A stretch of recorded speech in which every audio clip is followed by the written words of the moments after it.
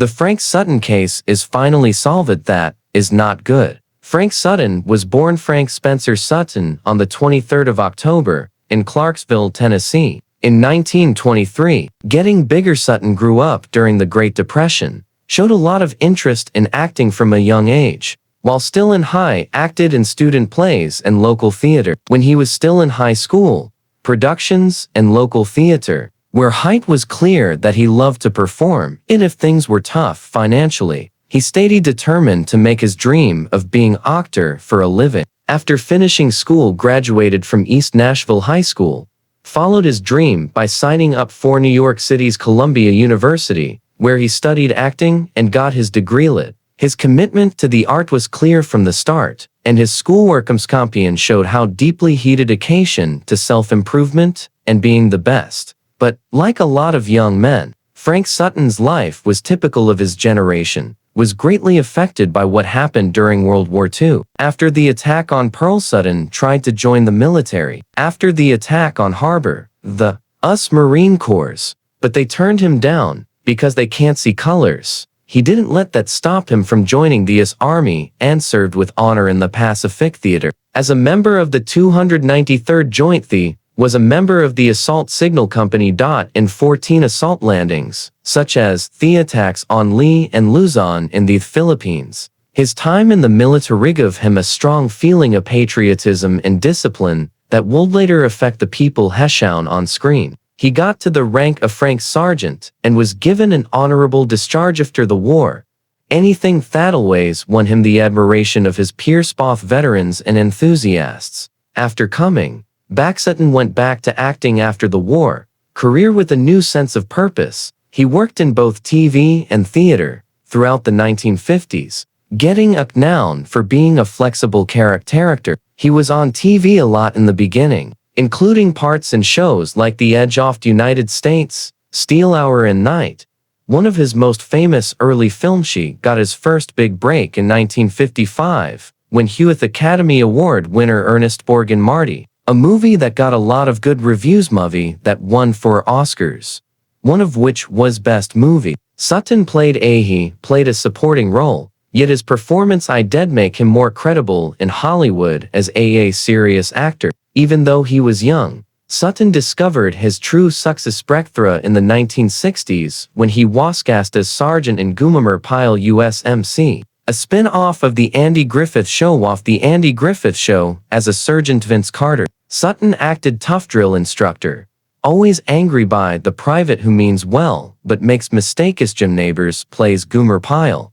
Sutton, and the chemistry between them neighbors was full of energy, and their dynamic on screen became the main focus of the show. The audience was spellbound by Sutton's ability to mix stern power with times of weakness and funny. His portrayal made the archetype of the tough military man, showing levels of kindness, loyalty, and even love under his character's loud and showy side. The performance ran from 1964 to 1969, and became a cultural phenomena that brought in millions every week. Sutton's work earned him a spot in the history of television, and his catchphrases, especially the booming peal, formed part of the vocabulary of American pop culture.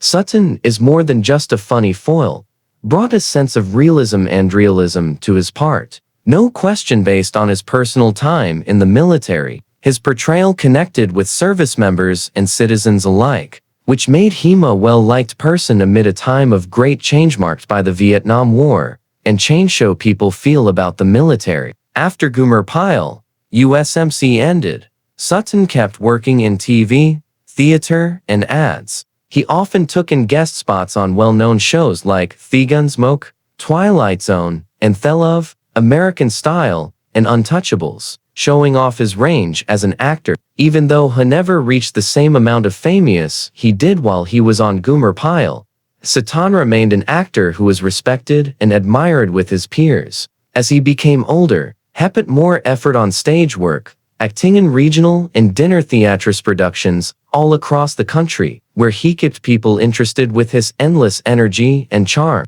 After the well-known TV show Gomer Pyle's McNished making it in 1969, Frank had 5 successful seasons in a row, Sutton was still a familiar figure on American TV, especially through his ongoing work as a professional relation with his old co-star Jim People, who lived next door. Sutton changed into a regular part of the Jim Neighbors Hour, a variety show with music and comedy that aired from 1969 to 1971 on CBS. This show was a change of pace from the military setting of Gomer Pyle, giving spectators a chance to enjoy the opera-singing skills of your neighbors combined with funny sketches that kept the charm and humor of the past sitcom. Sutton, together with Gomer Pyle, Ronnie Shell played a big part of the funny parts of the show, which were often in funny sketches that showed off his well-timed skills on range of expression. In these drawings, Sutton often played the brother-in-law of the neighbor's character, letting him play off a neighbors who are more naive and friendly, a lot like how he interacts with the character of Gomer Pyle. But this new context offered Sutton more latitude to regularly look at different comedic tones, leaning towards home or the situation instead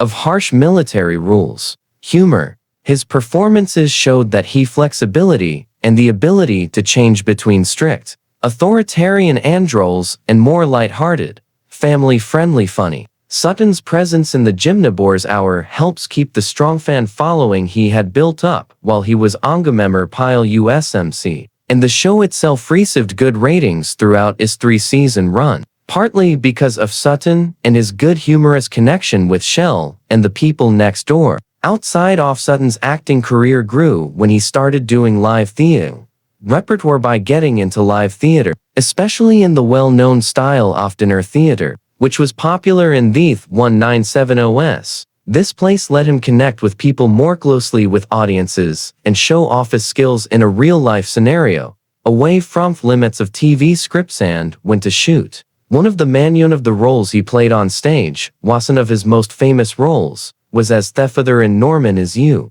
Aaron Clark, and Sam Bowbury. The play was around topics of homosexuality and conflict between generations, a daring topic for its day, and Sutton's job requires both humor and seriousness, and emotional depth. The way he showed the confused yet eventually loving father gave audiences a look at this ability to be honest and being open to a part that also needed quick-witted humor. People regularly applauded his work on stage, seeing his energy and calm translated quite effectively to the close-knit, interactive setting of theater with dinner. Besides his job Frank on the stage and Neighbors, Sutton also made cameo appearances on a number of additional TV shows in the 1970s. These jobs made it possible for him to break away from the type of casting that sometimes came after his famous depiction of Sergeant Vince Carter. He played parts in theatrical programs and demonstrating a range of sitcoms and other shows that caught the attention of people who must recognized him from the way he acted in the military, whether in criminal dramas, family shows, or anthology shows. Sutton provided a unique level of intensity and professionalism to every job. These looks helped him stay steady being in the public spotlight and confirmed his reputation in the entertainment industry as a reliable and skilled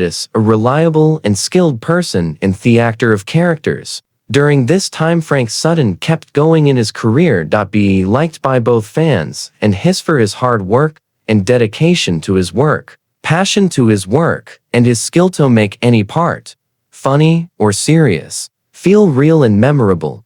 Make dramatic things feel real and stick in your mind. His post-game Pyle years showed his flexibility and drive to improve as an actor, making sure his legacy lives as a famous TV star and a lively and a great performer across many different types of media. Frank Sutton and Toby M. got married in 1946. Eigler, a smart and driven woman, he would later become famous for herself as a writer in the business, especially in the area of TV shows about soap operas. Their marriage was the start of a lifelong partnership that would last through all the ups and downs of Sutton's acting career. Sutton's acting career had its ups and downs. Toby, who really loved books and telling stories, brought both emotional intelligence and intellectual depth to their connection. Her job in writing for TV needed a creative discipline, determination, and focus, traits that were similar to Sutton's way of acting. The couple helped each other's career goals, with Toby often giving useful advice about Frank's work and judgments about careers, and Frank in turn giving support and praise for her ability to write. They worked together, made a home that was safe and caring. Even Frank often had to do this for his job. Travel or spend long hours on set. They having 2 kids, a son named Joseph Joe Sutton, who was born in 1951, has a daughter called Amanda Sutton. Joe would follow a creative path like his parents did, become a great writer and professor of drama. A lot of his work looked at strong human feelings and societal difficulties,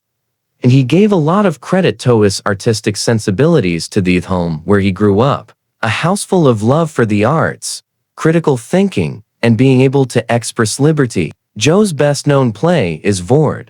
Dear was made on Broadway and was about race and justice in the courtroom, getting a lot of praise and showing the kind of stacked sharing stories that both of his parents appreciated, even though Amanda Sutton stayed reprobate and did not seek a publish was an important part of the artistic career, a member of the family and a source of power and stability.